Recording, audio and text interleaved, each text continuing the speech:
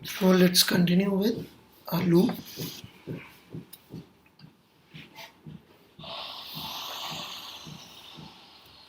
तो देखिए ये हमारे पास में एक लूप है रैंडम शेप का। अभी सिंप्लिसिटी के लिए हम लोग एक 2D में ही ले रहे हैं, बट आगे हम लोग इसको 3D में भी जो तरीका सीखेंगे हम पहुंच सकते हैं। तो इसके ऊपर हम लोग टॉर्क निकालने जा रहे हैं। जो हम रिजल्ट निकालेंगे टॉर्क का वो कुछ इस फॉर्म में आने वाला है, जहां पे एक टर्म आएगी मैग्नेटिक मोमेंट m, ठीक है, मैग्नेटिक मोमेंट। इस मैग्नेटिक मोमेंट को हम लोग देखेंगे कि n I एरिया वेक्टर करके लिख दिया जाता है, जहां पे I तो करंट है, इसमें तो मेरे ख्याल से बताने की जरूरत है नहीं। n जो है आपका नंबर ऑफ टर्न्स है, क्योंकि मान लीजिए इसी लूप में 10 चक्कर काट दिए तो नंबर ऑफ टर्न्स। तो हमारा कहना है कि हम ये प्रूफ करेंगे कि एक यूनिफॉर्म मैग्नेटिक फील्ड में, ओके, यूनिफॉर्म मैग्नेटिक फील्ड में यदि हम इसको रख दें, ऑलराइट,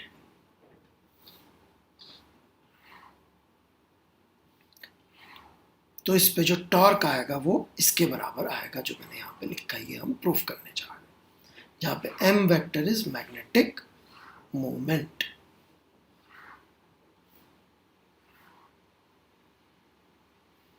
राइट,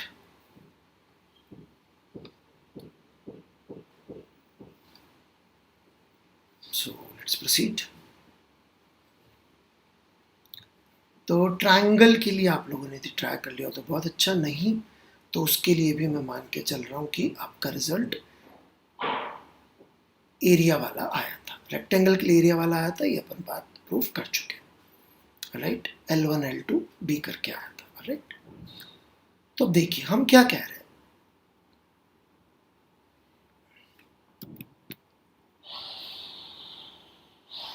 कि हम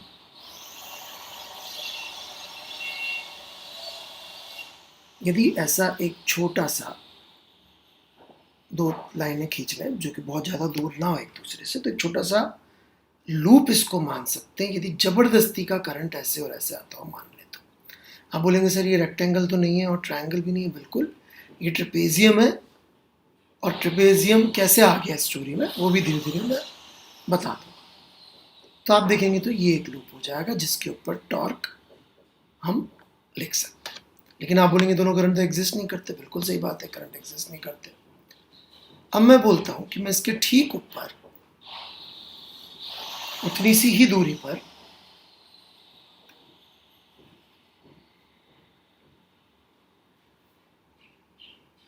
ऑलराइट एक और लूप मान लेता हूं।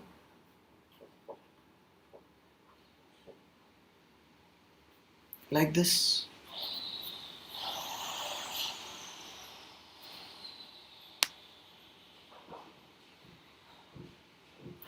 And so on so fourth. ये काम मैं करता चला जाता हूं,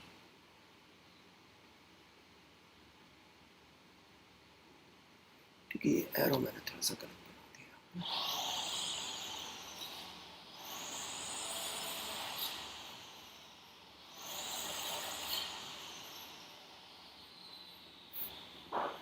तो यदि आप देखेंगे तो जो मैं जबरदस्ती के करंट मान रहा हूं, it is very very clear कि ये वाला कैंसिल हो जा रहा है इससे, ये ऊपर से कैंसिल हो जा रहा है, और ये ऊपर तक ऐसे कैसे कैंसिल होते जाएंगे होते जाएंगे होते जाएंगे। तो जितने भी करंट माने थे अपन ने बीच में जबरदस्ती वाले सारे कैंसिल होते चले जाएंगे।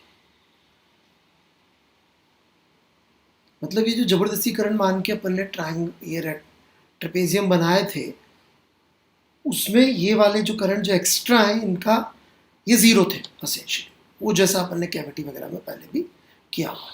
अब ट्रेपेजियम और रेक्टेंगल और ट्रायंगल की क्या कहानी है? उसकी बेसिकली कहानी आप रेक्टेंगल के लिए निकाल चुके हैं, टॉर्क एरिया क्रॉस बी आया था, रेक्टेंगल के लिए आप निकाल चुके, मैंने ही निकाला था। एसेंशियली एरिया क्रॉस बी की फॉर्म में ही आया था वो। ऑलराइट, कैसे आया था एरिया क्रॉस बी? क्योंकि यदि अपन ने ऐसा माना था current, alright, I A cross B आया था torque.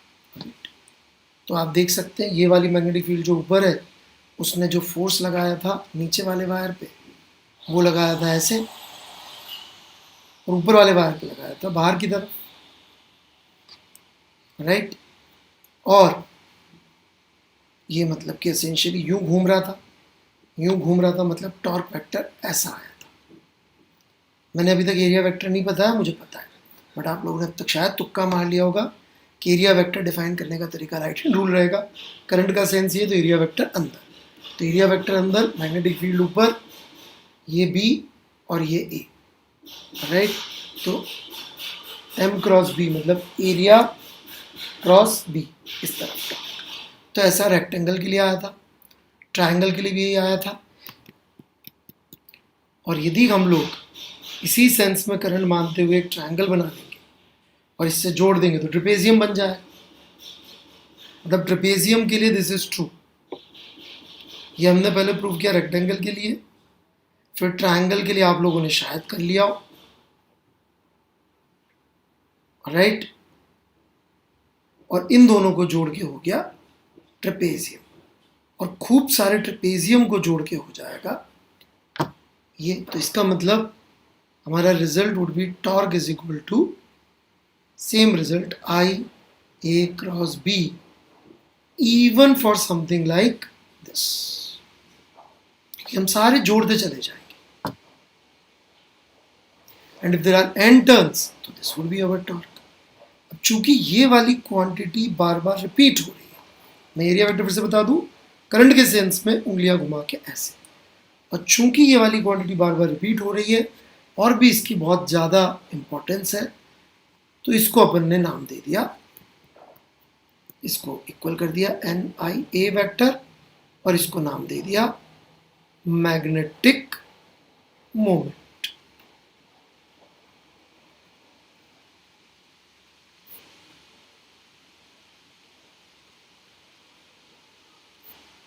It is called magnetic.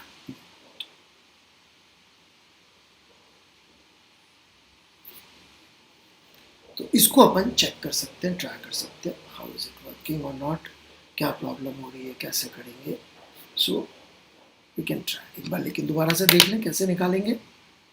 Magnetic field ऊपर हो गई और मैग्नेटिक मोमेंट इस चित्र का आ गया अंदर, कि करंट ऐसे, तो ये हो गया आपका मैग्नेटिक मोमेंट आपकी तरफ आ रहा है, ये होगी मैग्नेटिक फील्ड ऊपर की तरफ, ये मैग्नेटिक फील्ड हो गई मेरी index finger, M cross B मतलब टॉर्क ऐसे लग रहा होगा, और फोर्स जीरो है तो acceleration of centre of mass zero होगा, एक्सटर्नल फोर्स जीरो है।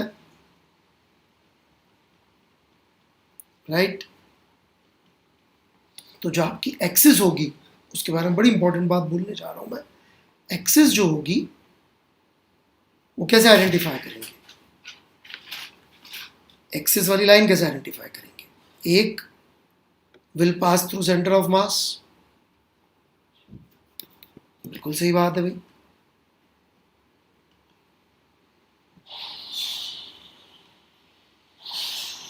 Second,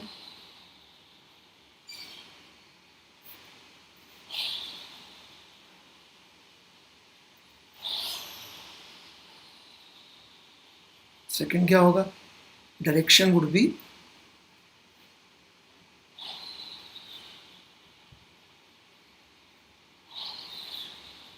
torque.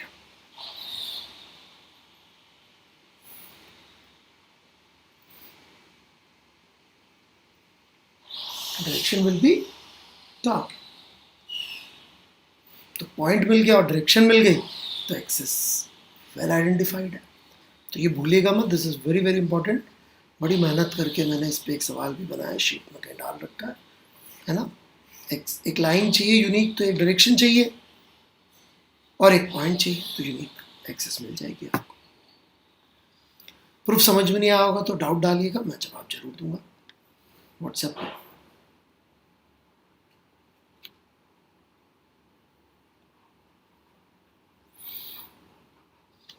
So let's proceed further then.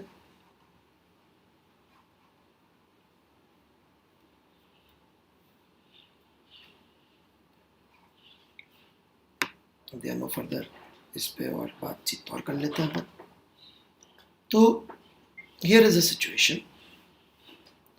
क्योंकि दिमाग में मैं कितना भी कर लूँ, अपने दिमाग में कुछ 3D का इशू चलता ही रहेगा, तो पहले वो भी सॉर्ट आउट कर लेते हैं ताकि 3D वाला भी क्लियर हो जाए। 3D लूप हो तो कैसे करेंगे। सो आपको याद होगा मैंने एक ऐसा सवाल तो लिया ही था जिसके अंदर करंट ऐसे जाके इधर से।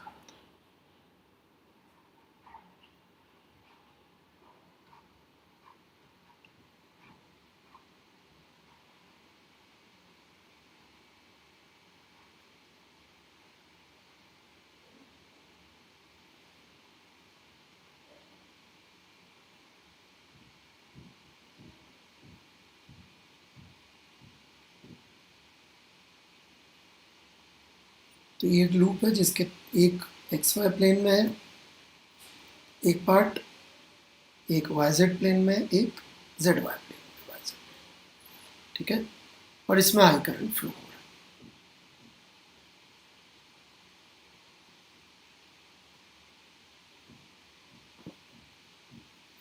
है। And we want to find out कि यदि एक ऐसी मैग्नेटिक फील्ड है B naught 2I cap minus K cap, right, तो कितना टॉर्क लगेगा। This is what we want to find, कितना टॉर्क लगेगा। How do we solve this.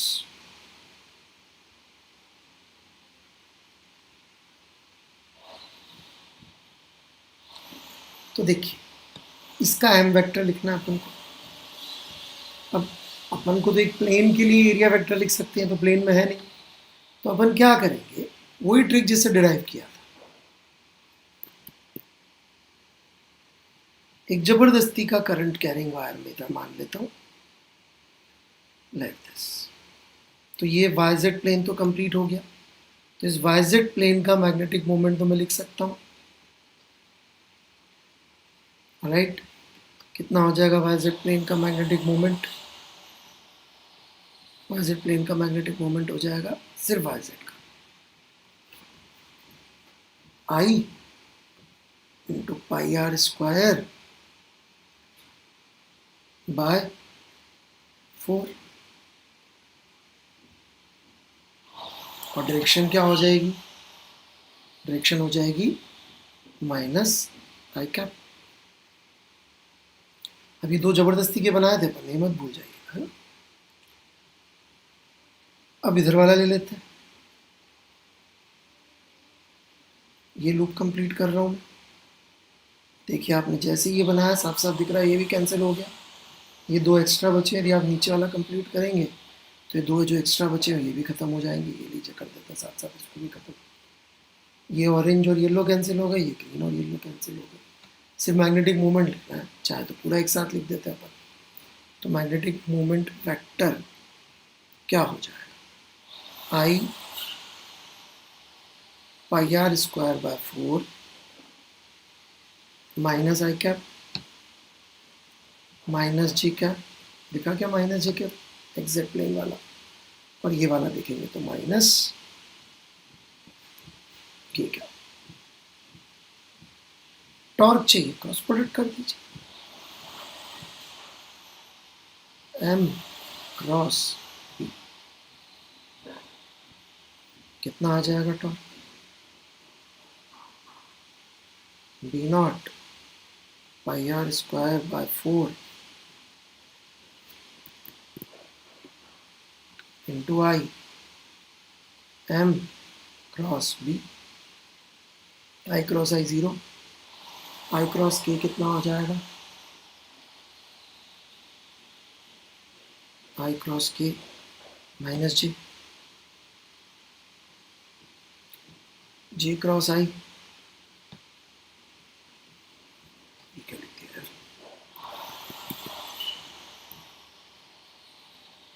I cross K minus J, right. और एम क्रॉस बी, तो जे cross आई minus के, और ये माइनस ऑलरेडी था, तो प्लस 2k,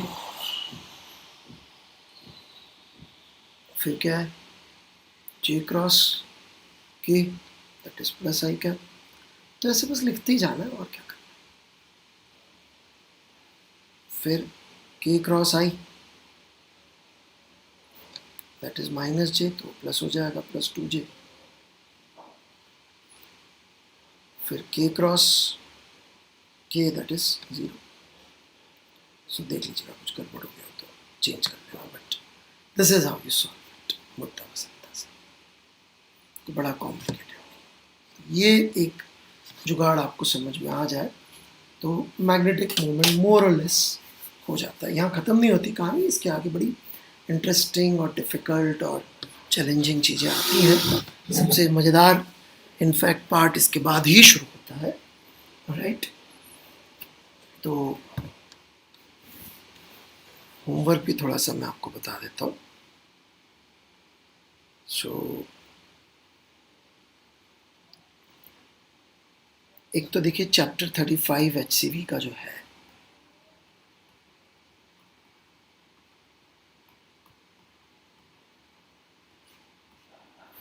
ये आप मैं जो भी छूट गया था इसमें उसको आप कंप्लीट कर सकते हैं। मुझे पता है कि सर आप बोलेंगे सर इसमें दे चुके, इसमें वो फोर्स वाले सवाल छूटे रहते हैं ना, फोर्स और इक्विलिब्रियम और टॉर्क वाले, तो एक तो ये कर लीजिएगा, ठीक है। दूसरा चैप्टर 34 में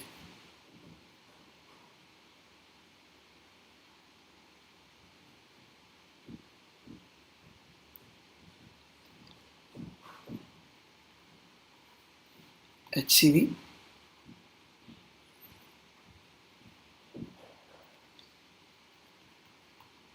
ये मैं इधर लिख रहा हूँ, ये मेरे ऊपर ही आ रहा है लिखा हुआ, आ जाएगा टिल